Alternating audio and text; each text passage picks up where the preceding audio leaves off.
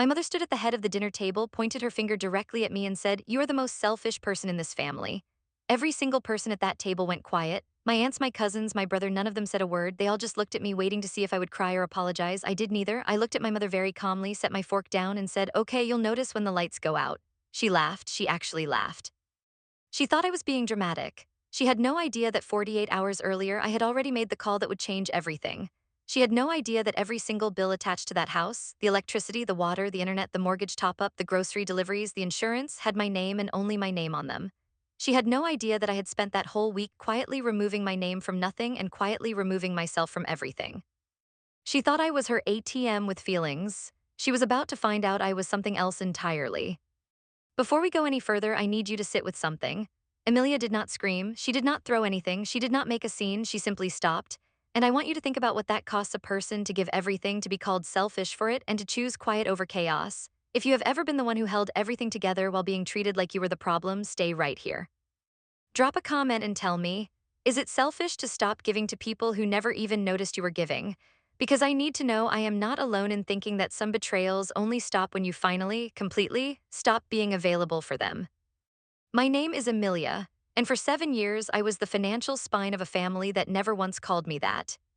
They called me the responsible one, which sounds like a compliment until you realize it was just a polite way of saying they expected more from me and appreciated less. They called me the strong one, which really meant they had already decided I would handle whatever they chose not to. And sometimes, when I pushed back even a little, when I asked for basic consideration or reminded someone of a boundary I had already set 3 times, they called me selfish. That was the word they kept in their pocket, ready to pull out the moment I showed any sign of protecting myself. I want you to understand something about how this started, because it did not start with a screaming fight or a dramatic confrontation. It started the way most long betrayals start, slowly, quietly, with love, real love. I loved my family with everything I had. I am not someone who does things halfway. When my father passed away 8 years ago, I was 26 years old, the oldest of 3 children, and the only one already earning a real income. My brother Derek was 22 and still in school. My younger sister Priya was 19 and had barely started a part-time job.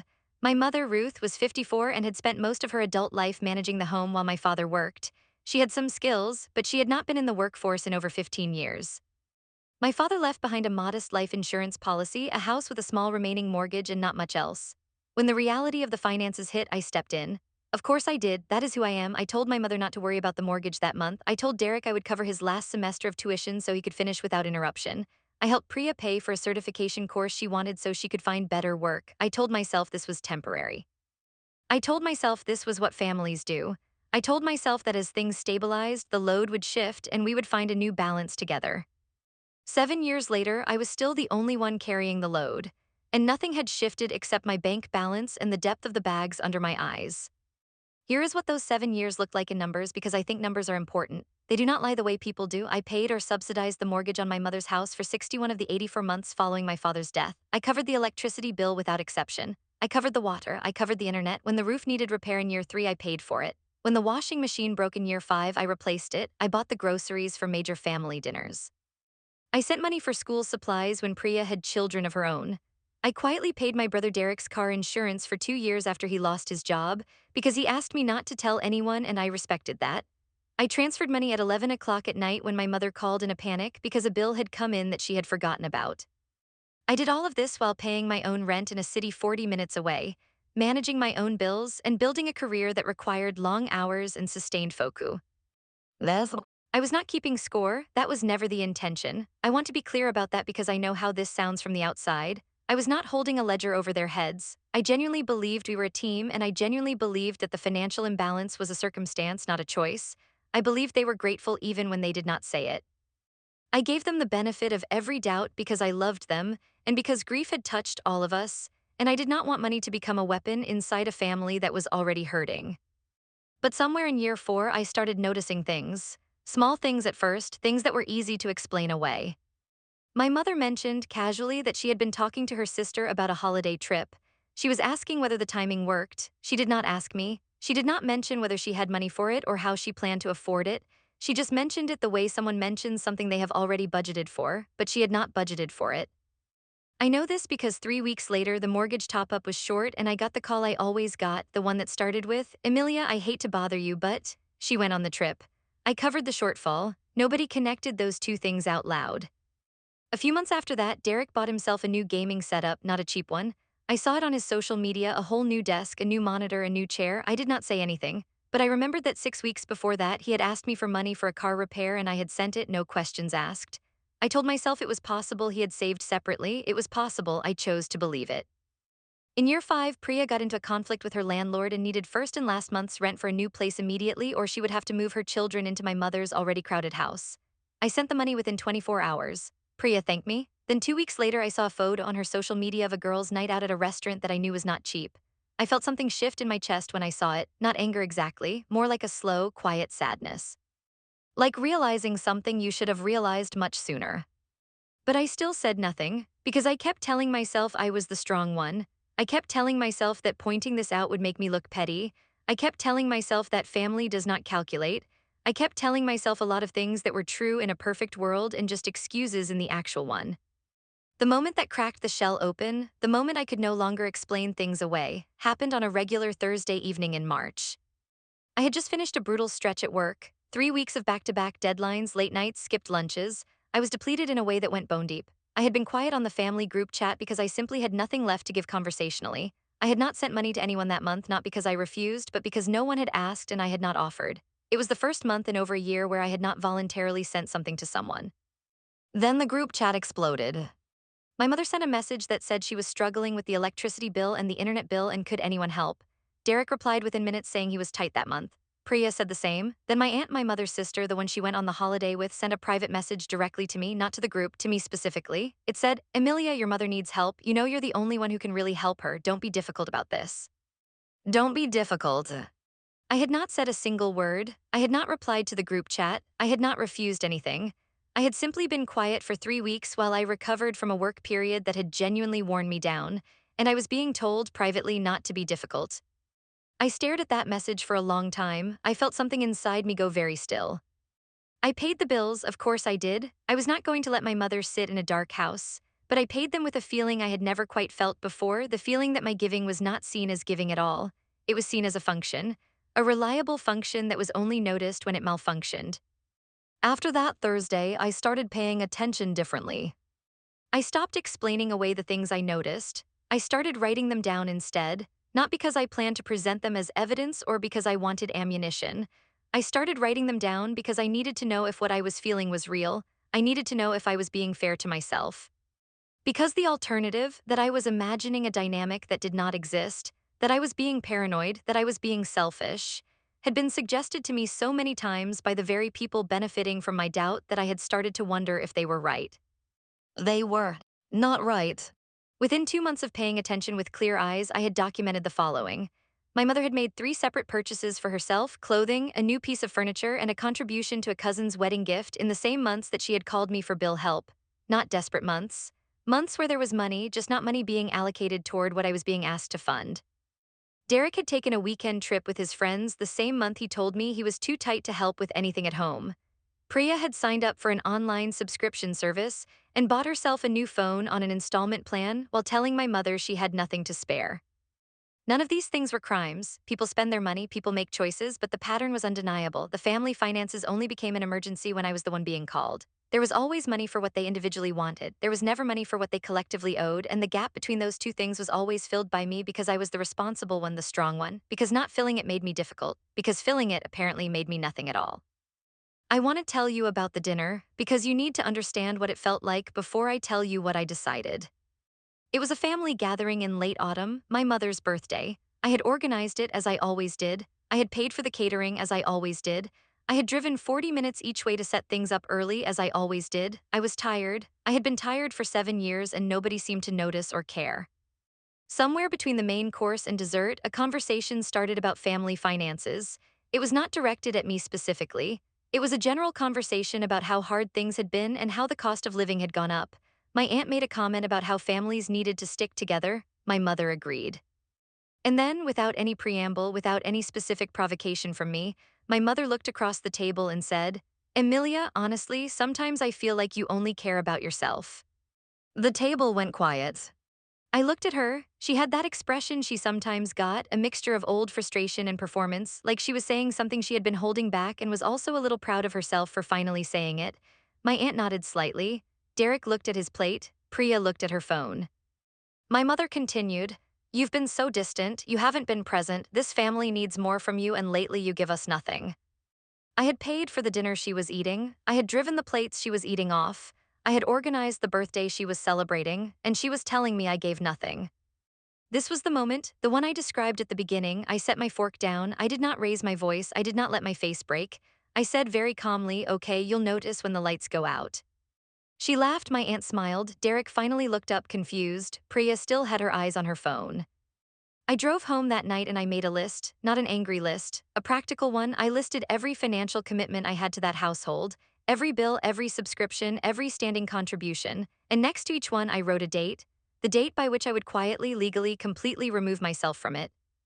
I want to be clear about the method because this is where some people might expect me to have done something explosive or dramatic. I did not, I made no threats, I sent no angry messages, I did not call a family meeting and deliver a speech. I simply began the process of extracting my financial presence from a household that had decided I was selfish for having one. I started with the smallest things first so that no single change would trigger alarm. The grocery delivery account was in my name, I canceled the subscription and did not renew it. The internet account was in my name, I called the provider and gave 30 days notice. The electricity direct debit came from my bank account, I removed it. The small monthly insurance policy I had been paying on behalf of the house contents, I canceled that too. The mortgage top-up arrangement I had been quietly funding through a standing order, I removed the standing order. None of this was done overnight. It took 6 weeks. 6 quiet, methodical weeks during which I also did the following. I opened a dedicated savings account entirely in my own name that my family had no knowledge of. I spoke to a financial advisor about restructuring my own finances now that I was removing several $1,000s a year in family contributions. I began looking at apartments closer to my workplace because I realized that even my living situation had been partially organized around being available to my family. I told no one, I smiled at the family group chat, I sent birthday messages, I kept the surface complet. Telecom. The lights went out on a Wednesday. Not literally, not all at once, but that was the day my mother called me and her voice had a different quality in it, not the soft panic of the usual bill calls, something more genuinely confused. She said the electricity company had told her the account was not active in my name anymore. She said the internet had gone down and when Derek called the provider, they told him the account had been canceled. She asked if there had been some kind of mistake. No mistake, I said, I gave notice about a month ago. There was a silence on the line that I had never heard from my mother before. It was not anger yet. It was the silence of someone whose assumptions have just encountered reality for the first time. Why would you do that? She asked. Because I am apparently selfish, I said, and selfish people stop paying other people's bills. She started to say something and I told her gently that I had to go, that I had a work call, which was true. I hung up. The next 4 hours were something I will not forget for the rest of my life. The family group chat went from 0 to 47 messages in under 3 hours. My mother explaining the situation, Derek expressing disbelief, Priya saying this was not right, my aunt who did not live in that house but had strong opinions about it declaring that this was not how family works. 3 cousins I barely spoke to suddenly had advice. My mother's neighbor, who had somehow been added to the group chat years ago and never removed, sent a prayer emoji. Nobody called me to ask how I was. Nobody sent a private message asking if I was okay or if something had happened to me. The 47 messages were about the bills, the inconvenience, the shock, and what I needed to do to fix it. Not a single one was about me as a person. That told me everything I needed to know about the story I had been telling myself for 7 years. I did not reply to the group chat that day. I let it run. I read every message carefully, not to feel hurt by it, but because I had started to understand that evidence mattered, that the pattern I had documented privately was now playing out publicly, and that was important. My mother called 3 more times that evening. I let the calls go to voicemail, not to be cruel, because I had nothing to say yet that would be useful, and because I knew that if I answered, the conversation would go in circles and end with me apologizing for something I had not done wrong. The voicemails she left were a study in escalation. The first one was confused and a little wounded. She asked me to call her back and said she did not understand what was happening. The second one had more edge in it. She said she hoped I realized what this looked like and that it was very unlike me. The third one, and this is the one I saved, the one I still have, started with a long pause and then she said in a voice that was quiet and almost cold, "I just want you to know, Emilia, that I am very disappointed in you. Your father would be too." I listened to that third voicemail twice, and then I did something I had never done before in relation to my family. I opened my notes app, the one where I had been keeping my private record of the financial pattern, and I added an entry. I wrote down the date, the time, and the exact words of that voicemail, not because I was going to use it against her, but because I needed to protect myself from the version of this story that would eventually be told about me by people who had benefited from my silence for 7 years and now needed to explain why their bills had not been paid. Derek called the next morning. He was calmer than I expected. Derek and I had always been closer than Priya and I were, and I think some part of him deep down had always known this day was coming even if he had not wanted to think about it. He asked if we could talk, properly talk, not on the group chat. I said yes. He came to my apartment that evening. He sat across from me at my kitchen table and he looked genuinely uncomfortable, not defensive. Uncomfortable, which is different. He asked me what had happened. I told him, not emotionally, not dramatically. I opened my notes and I walked him through 2 years of documented transactions, patterns, and moments. The holiday and the mortgage shortfall, his gaming setup and the car repair money, Priya's girls' night and the deposit I had covered. The month I was silent for 3 weeks from exhaustion and was told privately not to be difficult. The birthday dinner I had paid for and organized while being told I gave nothing. Derek sat quietly through all of it. When I finished, he was silent for a moment and then he said, I didn't realize how much of it there was. I know, I said, because I never made you look at it. He asked what I was going to do. I told him I was not going to fund the household anymore. I told him I was not cutting off personal relatio. Enships, I was not abandoning anyone as a person. But the financial arrangement that had never been agreed to, never discussed, never appreciated, and never balanced, that was over. I told him I was willing to help him or Priya individually in a genuine emergency, and only if it was asked for honestly and directly, not as a pressure campaign run through our mother or our aunt. He nodded slowly, he did not try to argue, and then he said something that surprised me. He said, I think I owe you an apology. I looked at him. He said, I took the car insurance for 2 years and never said thank you, not once. I thought about it a few times and then I just didn't, and I should have.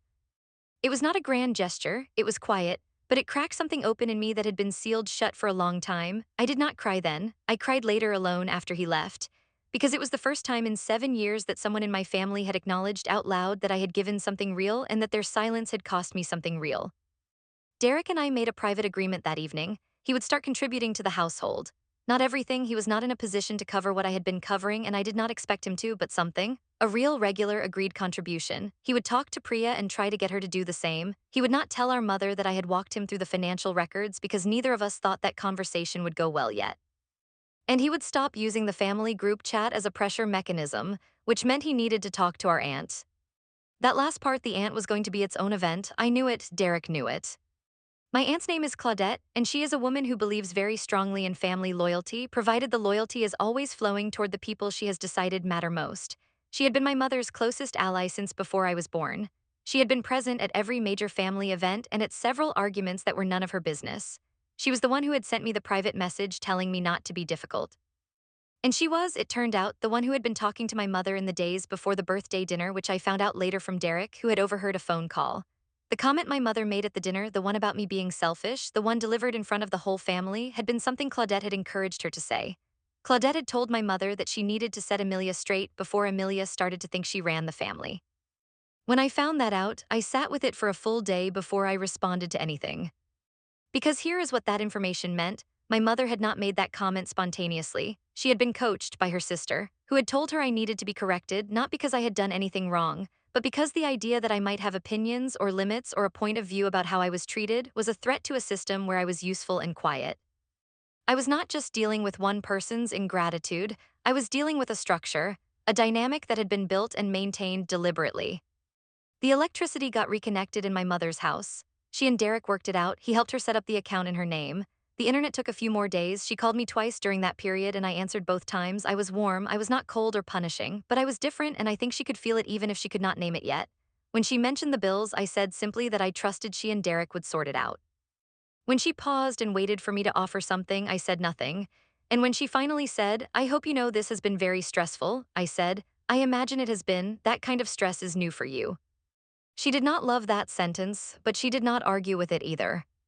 3 weeks after the bills changed over, the first real confrontation came, not from my mother, from Claudette. She called me on a Sunday morning when I was having a quiet cup of coffee in my apartment. I answered because I had decided by then that I was not going to avoid conversations. I was going to have them differently. Claudette started by saying she was calling because she was worried. She said the family was in a lot of distress and she wanted to understand what was going on with me. She kept her voice at the concerned register, the one she used when she wanted to appear to be helping while actually gathering information and applying pressure. I let her talk. She went on for a few minutes about how family needs unity, about how my mother was getting older, about how Derek and Priya had their own challenges, about how I was the one with the most capacity and the most ability to lead by example. She was building towards something. I could hear the architecture of it even as she was laying the bricks. When she finally paused, I said, Claudette, I have a question for you. Before the birthday dinner, did you talk to my mother about what she should say to me? A short silence, then I talk to your mother all the time, we're sisters. That's not what I asked, I said. Another silence, longer this time. I may have encouraged her to express how she was feeling. You encouraged her to call me selfish in front of the whole family at a dinner I had organized and paid for. I encouraged her to speak her truth. Her truth, I said, was assembled with your help and delivered at a time and place that would cause me the maximum amount of public embarrassment. And then you sent me a private message the same night telling me not to be difficult. She started to respond and I kept going, still calm, still measured. I am not difficult, I said. I have been the opposite of difficult for 7 years. I have been so easy that nobody in this family even noticed what I was doing until I stopped doing it. That is not a compliment. That is not me being strong. That is me being taken for granted to such a degree that my absence was more noticeable than my presence ever was. I could hear Claudette recalibrating on the other end. She shifted from concern to firm. She said I was being dramatic. She said I was making this into something bigger than it was. She said that if I truly felt taken for granted, the adult thing to do was to have a conversation, not to cut off the electricity like a child. I gave 30 days notice to a provider, I said.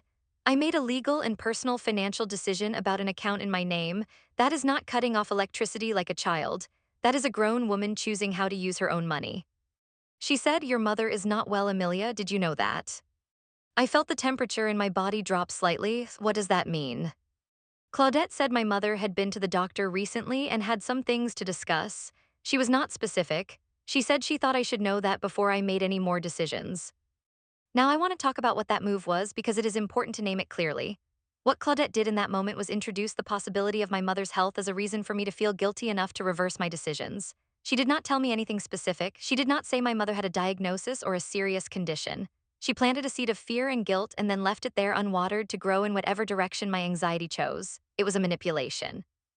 I knew it was a manipulation even as my heart rate climbed, because that is how it works. Even when you can see the move, it still lands. I took a breath. I said, if my mother has a health concern, I hope she will tell me directly. I am her daughter and I love her. That has not changed. But my love for her does not mean I owe her my financial life without acknowledgement, appreciation, or agreement. If she needs me, she knows how to reach me. And when she does, I will show up the way I always have. But what I will not do is allow health information to be used as a lever to pull me back into a financial arrangement that I never signed up for, and that was never fair. Claudette said nothing for a long moment. Then she said, I don't think I've ever heard you talk like this. I know, I said, I've been practicing. We ended the call shortly after. I sat in my kitchen and I felt shaky, not from fear, but from the physical effort of staying calm through something that wanted very much to make me panic. I called a friend, someone outside the family entirely, and I told her about the call. She listened and then she said, did your mom actually tell you anything directly about her health, or did Claudette just say there were things to discuss? I said Claudette had been vague. My friend said, then wait for your mom to tell you herself. Don't let someone else's summary of someone else's health become the reason you undo 6 weeks of protecting yourself. That was the right advice. I held it. My mother called me 4 days later. We had a long conversation, the longest real one we had shared in years. She did not bring up her health immediately. She started by telling me she had been thinking. She said she did not like how things had been between us. She said the birthday dinner comment had been wrong and that she should not have said it the way she did. It was the closest thing to an apology I had heard from her in a very long time, and I received it without minimizing it and without overselling it. I thanked her for saying it. Then she told me about the doctor. She had been having some issues with her blood pressure and her heart rhythm, nothing immediately catastrophic but serious enough to require monitoring and medication. She had been scared. She had not told anyone because she did not want to worry the family, but she had been scared and that fear had made her shorter and anger. Ear than she meant to be with the people around her. I felt something unlock in my chest when she said that. Not guilt, grief, real, soft grief for her, because I knew my mother and I knew what it cost her to admit being scared. She was not a woman who admitted vulnerability easily. It was actually one of the things we had in common. I told her I was sorry she had been carrying that alone. I told her I loved her. I told her I wanted to know about her health and be involved in her care in whatever way was helpful to her. I told her also that the financial conversation was a separate one that we still needed to have, and that loving her and being worried about her health did not mean I was able to go back to the arrangement we had before, because that arrangement had been slowly taking something from me that I needed back. She was quiet for a moment and then she said, I didn't think about it as an arrangement. I just thought of it as you helping. I know, I said, but help is something you offer. It's not something you're expected to deliver silently on demand while being called selfish. She said, is that what it felt like? I said, yes. She said, I'm sorry, Emilia. I will not pretend that was the end of all of it. It was not. One honest conversation does not undo 7 years of a dynamic. It does not rewire anyone's reflexes overnight. In the weeks that followed, there were still moments when my mother defaulted to the old patterns, moments when she mentioned a bill with a meaningful pause, hoping I would fill it. Moments when she said things like, it would mean so much to me if you could help with this. Moments when I could hear Claudette's coaching underneath her words. But something had shifted, and the shift was not just in how my family treated me, the shift was in how I responded. I stopped filling the pauses. When she mentioned a bill with a meaningful silence, I said, I hope Derek can help you with that one. When she said it would mean so much if I could help, I asked what other options she had explored first. I was warm, I was loving, but I was no longer available as the default answer to every financial question in a house full of adults who were all technically capable of contributing. Priya was the hardest one. Priya did not have Derek's self-awareness or his capacity for honest reflection. Priya had spent most of her adult life moving through crisis after crisis and expecting the people around her to absorb the impact. When the bills changed over and the family started having real conversations about finances, Priya's response was to double down. She called me 3 times in 1 week. Each call had a different emergency. Each emergency required money. The first call, I listened and asked questions. The second call, I listened less and asked more. The third call, I asked her directly, Priya, have you spoken to Derek about this? Have you looked at any of the resources in your area for the specific thing you're dealing with? She said she had not had time. I said that I understood she was overwhelmed and that I genuinely wished I could make it easier, but that I was not able to be the answer to every crisis anymore. I said I loved her. I said I would be happy to help her think through options. I was not going to send money to solve a problem that had other solutions she had not tried yet. She hung up on me. She did not speak to me for 3 weeks. When she finally came back, she did not come back with an apology. She came back with a softer ask, not a crisis, just a request. She wanted to know if I could help her find a better bank account with lower fees because the one she had been using was costing her a lot monthly. A real, practical, specific adult question, not a crisis, not a demand, a question. I spent 40 minutes on the phone with her, looking up options, comparing accounts, talking through the features. When we hung up, she said, thank you, just that, 2 words, but the quality of them was different from any thank you I had heard from her before. It was not the thank you of someone who expected help and received it. It was the thank you of someone who had asked for something uncertain and gotten it. That is a different gratitude entirely. I am telling you all of this in order, but I want to pause here and tell you about something that happened in the middle of all of it that I have not mentioned yet. Something that happened at work. Because the changes I was making in my personal life were also doing something unexpected to my professional one. For years, I had a pattern at work that mirrored the one I had at home. I was the reliable one, the one who took on extra, the one who never complained, never pushed back, never said she was at capacity. My colleagues liked me, my managers liked me. But I had noticed over time that liking someone and valuing their time are not the same thing. I was being trusted with more work without being paid more for it. I had been passed over for a promotion 18 months earlier in favor of a colleague who was, by every observable metric, producing less than I was, but who was louder and more visibly confident in meetings. I had accepted this at the time with my usual quiet. I told myself the next cycle would be different. I told myself to keep performing. I told myself the same things I had been telling myself at home about family, that doing the right thing would eventually be recognized. It was not being recognized, it was being assumed. In the weeks after I started protecting myself at home, I felt something change in how I showed up at work. Not aggressively, not with bitterness, but something in me had been recalibrated by the experience of finally valuing my own contribution. I booked a meeting with my manager. I came in with documentation, actual output data, project outcomes, client feedback scores, a comparison of my workload against my pay band. I did not make a speech. I laid out the numbers. I asked very directly what the path to the next level looked like for someone with my output. My manager looked at the documentation for a long moment. Then she said, honestly, Emilia, I didn't realize you had been carrying this much. Those words again, I hadn't realized. I thought about my brother saying that at my kitchen table. I thought about my mother saying she had just thought of it as me helping.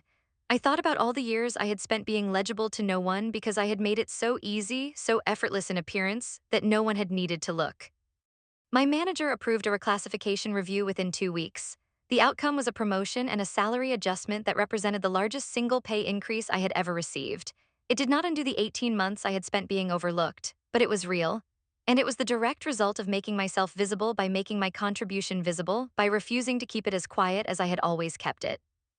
I came home that evening and sat in my apartment and looked at the number in my updated employment contract, and I thought about all the years I had poured into other people's stability while my own had stayed the same. I did not feel angry. I felt something sharper and cleaner than anger. I felt resolved. I felt like I understood finally what I had been doing wrong, not morally wrong, but strategically wrong, relationally wrong, personally wrong. I had been operating on the assumption that visible goodness would eventually be rewarded by the people who benefited from it. I had been wrong. Goodness that is not visible is not goodness to the people receiving it. It is just the air, and no one thanks the air. Now I want to tell you about the moment that I consider the true climax of this story. Not a fight, not a confrontation with Claudette, not a financial record shown to anyone. The climax for me was a Sunday afternoon in my mother's kitchen, about 5 months after the dinner where she called me selfish. I had driven over for a quiet visit, just the two of us. My mother was doing better health-wise. Her blood pressure had stabilized on the medication and her mood had lifted considerably. We were making tea and she was telling me about something she had seen in the garden and she stopped mid-sentence and said, "I want to ask you something." I said, "Go ahead." She said, "Do you feel like I used you?" I held my cup and I looked at her and I thought very carefully before I answered, because this was not a moment for performance. It was not a moment for revenge or score settling. It was a moment for truth. I said, "I think you let a situation continue that was unfair to me. I think you did not do it out of malice. I think you did it because it was comfortable and because I never made it uncomfortable.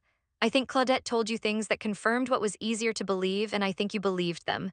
But I also think that deep down you knew." She looked at the table, she did not argue. "I don't think you used me the way someone uses a stranger," I said. "But I think you used me the way people use someone they love and trust too much to worry about because they're convinced that person will be fine no matter what. And I wasn't fine. I was paying for everyone's fineness at the expense of my own." My mother said after a long pause, "Your father used to say you were the one who would be okay no matter what." "I know," I said, "and I've spent my whole adult life proving him right. But being okay isn't the same as being happy, and it's not the same as being treated right." She reached across the table and put her hand over mine. Her hand was warm. I felt the familiar pull of it, the gravitational force of her love, the complicated and real and imperfect love that had shaped me. I did not pull away, but I did not collapse into it either. She said, "I'm proud of you, Emilia, not for what you've done for us, for what you're becoming." That sentence broke something open in me that I am still figuring out how to close. Because that was what I had wanted, not the money back, not an apology that covered every wrong moment, not a full accounting. I had wanted my mother to see me, to see that I was a person inside all the reliability, to see that there was something in me worth noticing that was not the monthly transfer. And she finally did. Claudette has not called me since our Sunday morning phone call. She sends messages on the group chat occasionally and I respond politely when relevant. She came to a family lunch 2 months after the confrontation and was pleasant in a careful, measured way that told me she knew she had been caught doing what she had been doing. We did not address it directly. We did not need to. The power that had come from me being unaware of her influence over my mother was gone. She was aware that I was aware. That was enough. Derek has kept his word. He contributes to the household consistently now, not a huge amount, but a real amount, a dependable amount, an amount that is his to give without drama. My mother has adjusted to a more balanced arrangement. She has had to be more careful with her spending, which has actually been good for her in ways she has acknowledged. She has started to notice, for the first time in years, what things actually cost. That awareness has made her more present and less passive about her own financial life, and I think, quietly, it has given her a dignity she did not know she was missing. Priya remains complicated. She is who she is, and I have accepted that I cannot change her patterns, only my response to them.